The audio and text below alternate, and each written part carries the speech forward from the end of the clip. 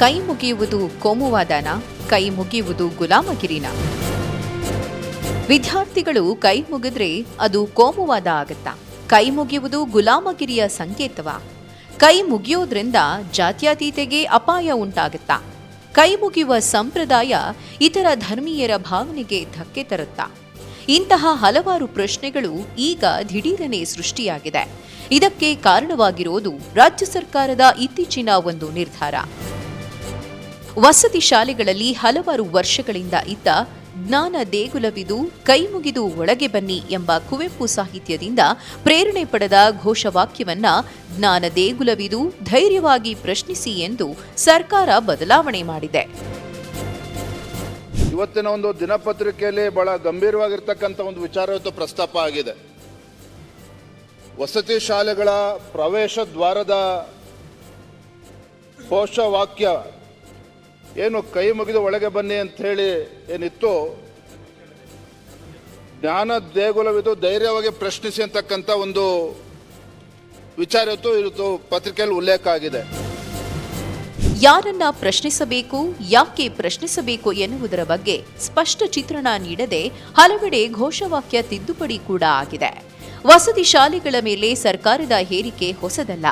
ಈ ಮೊದಲು ವಸತಿ ಶಾಲಾ ಕಾಲೇಜುಗಳಲ್ಲಿ ಧಾರ್ಮಿಕ ಹಬ್ಬ ಆಚರಣೆ ಮಾಡಬಾರದು ಎನ್ನುವ ಆದೇಶವನ್ನ ಹೊರಡಿಸಿತ್ತು. ಇದೇ ಸಮಾಜ ಕಲ್ಯಾಣ ಇಲಾಖೆಯಲ್ಲಿ ಧಾರ್ಮಿಕ ಹಬ್ಬವನ್ನ ಆಚರಣೆ ಮಾಡಬಾರದು ಅಂತೇಳಿ ಸುತ್ತೋಲೆ ಹೊರಡಿಸಿದ್ರು ಇತ್ತೀಚಿನ ದಿನಗಳಲ್ಲಿ. ಅದನ್ನ ವಾಪಸ್ ಹಿಂಪಡೆದಿರ್ತಕ್ಕಂಥದ್ದು ಕೂಡ ನಾವು ನೋಡಿದ್ದೇವೆ.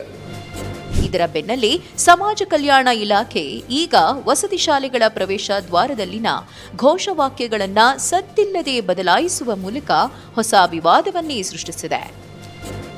ರಾಜ್ಯಾದ್ಯಂತ ವಸತಿ ಶಾಲೆಗಳ ಪ್ರವೇಶ ದ್ವಾರದಲ್ಲಿ ಏನು ಹಲವು ವರ್ಷಗಳಿಂದ ಇದ್ದ ಜ್ಞಾನ ದೇಗುಲವಿದು ಕೈ ಮುಗಿದು ಒಳಗೆ ಬನ್ನಿ, ಎಲ್ಲ ನಮ್ಮ ವಸತಿ ಶಾಲೆಗಳಲ್ಲೂ ಕೂಡ ಇದು ಪ್ರಮುಖ ದ್ವಾರದಲ್ಲಿ ಬರೆದಿರ್ತಕ್ಕಂಥದ್ದು.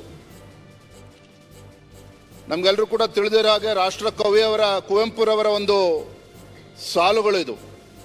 ಇವತ್ತು ಮನೆ ಸಭಾಧ್ಯಕ್ಷರೇ, ಸಮಾಜ ಕಲ್ಯಾಣ ಇಲಾಖೆಯ ಪ್ರಧಾನ ಕಾರ್ಯದರ್ಶಿಗಳೊಬ್ಬರು ಅವರ ವಾಟ್ಸಪ್ಗಳಲ್ಲೂ ಕೂಡ ಸಾಕಷ್ಟು ಚರ್ಚೆ ಆಗಿದೆ. ಅವ್ರು ಹೇಳ್ತಕ್ಕಂಥದ್ದು ಏನು ಅಂತ ಹೇಳಿದ್ರೆ,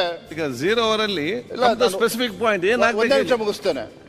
ಜ್ಞಾನ ದೇಗುಲವಿದು ಧೈರ್ಯವಾಗಿ ಪ್ರಶ್ನಿಸಿ ಅಂತೇಳಿ ಮಾನ್ಯ ಪ್ರಧಾನ ಕಾರ್ಯದರ್ಶಿಗಳೇ ಇವತ್ತು ಅವರ ವಾಟ್ಸಪ್ ಅಲ್ಲಿ ಹರಿದಾಡಿರ್ತಕ್ಕಂಥ ನನ್ನ ಪ್ರಮುಖವಾಗಿರ್ತಕ್ಕಂಥ ಪ್ರಶ್ನೆ ಏನು ಅಂತ ಹೇಳಿದ್ರೆ, ಒಬ್ಬ ಸರ್ಕಾರದಲ್ಲಿರ್ತಕ್ಕಂಥ ಪ್ರಮುಖ ಸ್ಥಾನದಲ್ಲಿರ್ತಕ್ಕಂಥ ಪ್ರಧಾನ ಕಾರ್ಯದರ್ಶಿಗಳು ಇವತ್ತು ಒಂದು ರೀತಿ ಕುವೆಂಪು ಅವರಿಗೆ ಅವಮಾನವನ್ನ ಮಾಡ್ತಕ್ಕಂಥ ರೀತಿಯಲ್ಲಿ ಇವತ್ತು ಉಲ್ಲೇಖವನ್ನ ಮಾಡಿರ್ತಕ್ಕಂಥದ್ದು ವಾಟ್ಸಪ್ ಅಲ್ಲಿ ಹರಿದಾಡ್ತಾ ಇದೆ.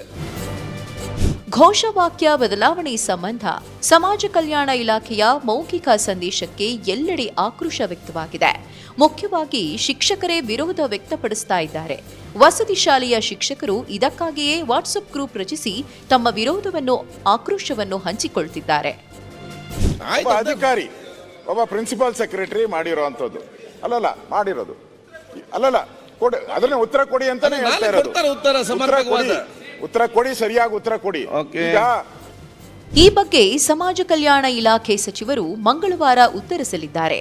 ಅವರ ಉತ್ತರ ಪ್ರತಿಪಕ್ಷಗಳಿಗೆ ಸಮಾಧಾನ ತರುತ್ತಾ? ಇದನ್ನು ತಿಳಿಯಲು ಇನ್ನೊಂದು ದಿನ ಕಾಯಬೇಕಿದೆ.